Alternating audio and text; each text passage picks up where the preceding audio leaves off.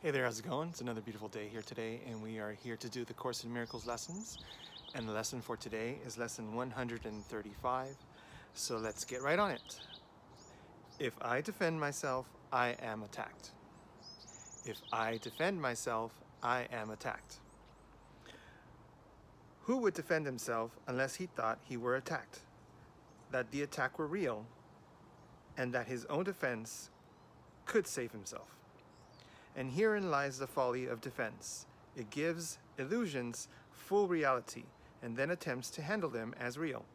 It adds illusion to illusions, thus making correction doubtly difficult. And it is this you do when you attempt to plan the future, activate the past, or organize the present as you wish. You operate from the belief you must protect yourself from what is happening because it must contain what threatens you. A sense of threat is an acknowledgement of an inherent weakness, a belief that there is danger, which has power to call on you to make appropriate defense. The world is based on this insane belief, and all its structures, all its thoughts and doubts, its penalties, and its heavy arraignments, its legal definitions and its codes, its ethics and its leaders and its gods, all serve but to preserve its sense of threat. For no one walks the world in armature, but must have terror striking at his heart. Defense is frightening. It stems from fear. Increasing fear as each defense is made. You think it offers safety, yet it speaks of fear made real and terror justified. It is not strange you do not pause to ask, as you elaborate your plans and make your armor thicker and your locks more tight, what you defend and how and against what. Let us consider first what you defend. It must be something that is very weak and easily assaulted. It must be something made easy prey, unable to protect itself and needing your defense. But the body has such frailty that constant care and watchful, deep concern are needful to protect its little life. What but the body falters and must fail to serve the Son of God as a worthy host. Yet it is not the body that can fear, nor be a thing of fear. It has no needs but those which are assigned to it. It needs no complicated structures of defense, no health-inducing medicine, no care and no concern at all. Defend its life or give its gift to make it beautiful or walls to make it safe. And you but say your home is open to the thief of time, corruptible and crumbling. So unsafe it must be guarded with your very life. Is not this picture fearful? Can you be at peace with such a concept of your home? Yet what endowed the body with the right to serve you thus, except your own belief? It is your mind which gave the body all its functions that you see in it, and set its value far beyond a little pile of dust and water. Who would make defense of something that he recognizes as this? The body is in need of no defense. This cannot be too often emphasized. It will be strong and healthy if the mind does not abuse it by assigning it to roles it cannot fill, to propose beyond its scope, and to exalted aims which it cannot accomplish. Such attempts, ridiculous yet deeply cherished, are the sources for the many mad attacks you make upon it. For it seems to fail your hopes, your needs, your values, and your dreams. The self that needs protection is not real. The body, valueless and hardly worth the least defense, need merely to perceive as quite apart from you, and it becomes a healthy, serviceable instrument through which the mind can operate until its usefulness is over. Who would want to keep it when its usefulness is done? Defend the body, and you have attacked your mind, for you have set it in it the faults, the weaknesses, the limits and the lacks from which you think the body must be saved. You will not see the mind as separate from bodily conditions, and you will impose upon the body all the pain that comes from the conception of the mind as limited and fragile and apart from other minds and separate from its source. These are the thoughts in need of healing, and the body will respond with health when they have been corrected and replaced with truth. This is the body's only real defense. It is this where you look for its defense. You offer it protection of a kind from which it gains no benefit at all, but merely adds to your distress of mind. You do not heal, but merely take away the hope of healing, for you fail to see what hope must lie if where hope must lie if it be meaningful. A healed mind does not plan. It carries out the plans that it receives through the listening to the wisdom that is not of its own. It waits until it has taught what should be done, and then proceeds to do it. It does not depend on itself for anything except its adequacy to fulfill the plans assigned to it. It is secure in certainty that obstacles cannot impede its progress to the accomplishment of any goal that serves the greater plan established for the good of everyone. A healed mind is relieved of the belief that it must plan, although it cannot know the outcome which is best, the means by which it is achieved, nor how to recognize the problem that plan is made to solve. It must misuse the body in its plans until it recognizes this as so. But when it has accepted this as truth, then it is healed and lets the body go. Enslavement of the body to the plans the unhealed mind sets up to save itself must make the body sick. It is not free to be the means of helping in a plan which far exceeds its own protection, and which needs its service for a little while. In this capacity is health assured, for everything the mind employs for this will function flawlessly, and with the strength that has been given it, and cannot fail. It is perhaps not easy to perceive that self-initiated plans are but defenses, with the purpose all of them were made to realize. They are the means by which a frightened mind would undertake its own protection at the cost of truth. This is not difficult to realize in some forms which these self-deceptions take, where the denial of reality is very obvious. Yet planning is not often recognized as a defense. The mind engaged is planning for itself, is occupied in setting up control of future happenings. It does not think that it will be provided for, unless it makes its own provisions. Time becomes a future emphasis, to be controlled by learning and experience obtained from past events and previous beliefs. It overlooks the present, for it rests on the idea the past has taught enough to let the mind direct its future course. The mind that plans is thus refusing to allow for change. What it has learned before becomes the basis for its future goals.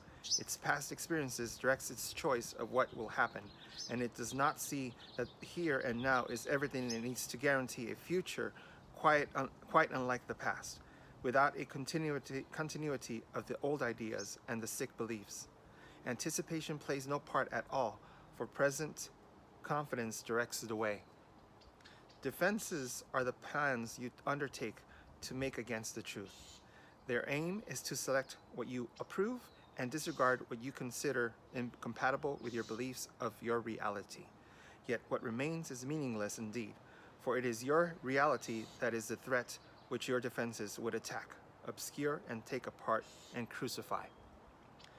What could you not accept if you but knew that everything that happens, all events, past and present, and to come, are gently planned by one whose only purpose is your good?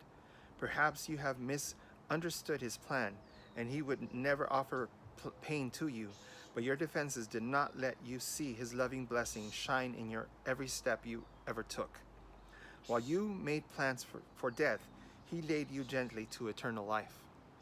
Your present trust in him is the defenses that promises a future undisturbed, without a trace of sorrow, and with joy and constantly increases, and with joy that constantly increases, as this life becomes a holy instant, set in time, but heeding only immortality. Let no defenses but your present trust direct the future, and this life becomes a meaningful encounter with the truth that only your defenses would conceal. Without defenses, you become a light which heaven gratefully acknowledges to be its own, and it will lead you on its ways appointed for your happiness according to the ancient plan begun when time was born. Your followers will join their light with yours, and it will be increased until the world is lightened up with joy. And gladly will our brothers lay aside their cumbersome defenses, which availed them nothing and could only terrify. We will anticipate that time today with present confidence, for this is part of what was planned for us. We will be sure that everything we need is given us for our accomplishments of this today. We will make no plans for how it will be done, but realize that our defenselessness is all that is required for the truth to dawn upon our minds with certainty. For 15 minutes twice today, we rest from senseless planning and from every thought that blocks the truth from entering our minds. Today we will receive instead of plan, that we may give instead of organize. And we are given truly, as we say, if I defend myself, I am attacked. But in defenselessness, I will be strong, and I will learn what my defenses hide.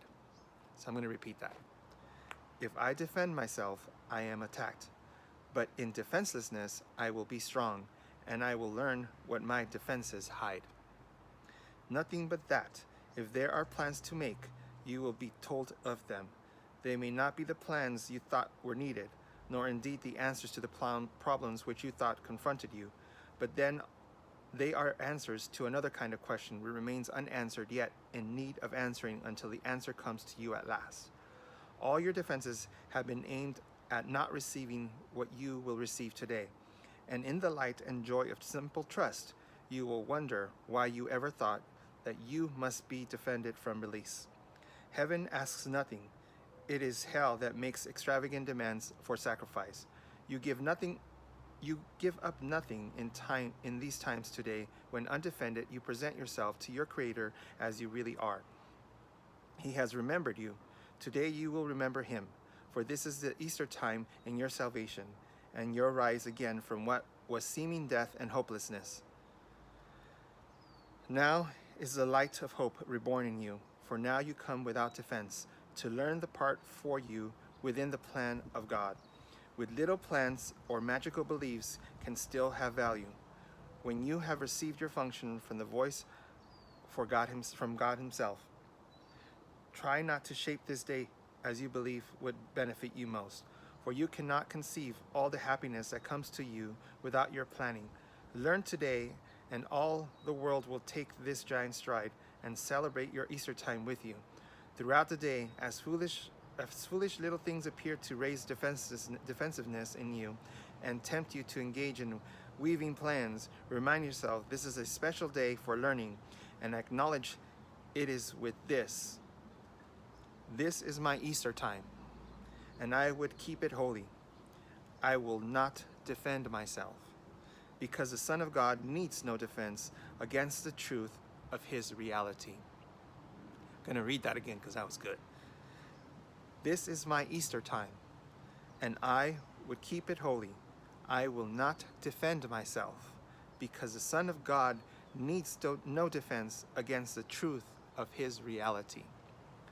Wow, that is a good lesson. It's exciting almost, because you got to realize that there's nothing that you need to defend yourself against. And when you do defend yourself, then that means you are saying to yourself that you can be attacked. And the reality is that you cannot be attacked. Anything that you consider attack to you, whatever it may be, criticism or even a physical attack, anything that you would consider attack is not real. It is part of the illusion.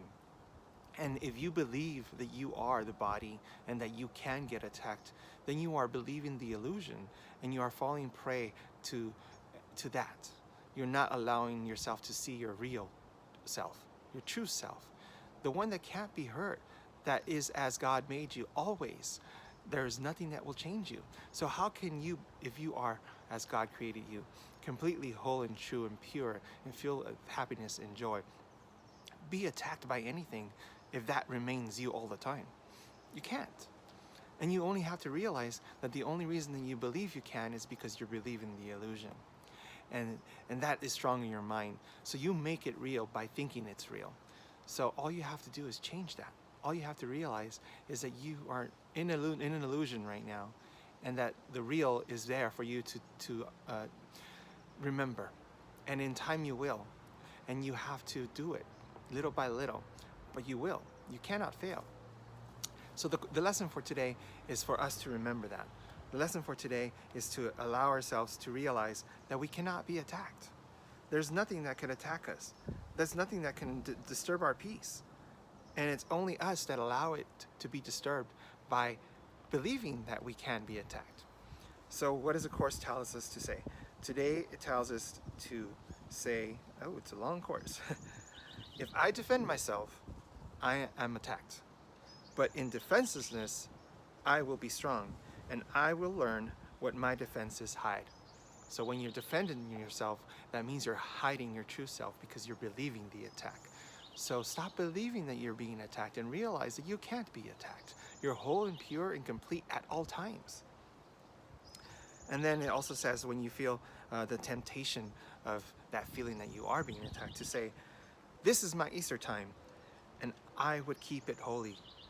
I will not defend myself, because the Son of God needs no defense against the truth of his reality. So you don't need no defense against your truth. You don't need to defend against believing what you really are, because when you remember who you truly are, that peace and joy overcomes you, and nothing can end that. And when you realize that that's all you ever are, and that's all you will ever be, then it's a freeing effect, because now you are free to live your life as you wish without any fear encumbering it. So that's what the lesson is for today. Try it, do it. It will be great for you. It will be wondrous. It is your Easter time, and remember that you cannot be attacked.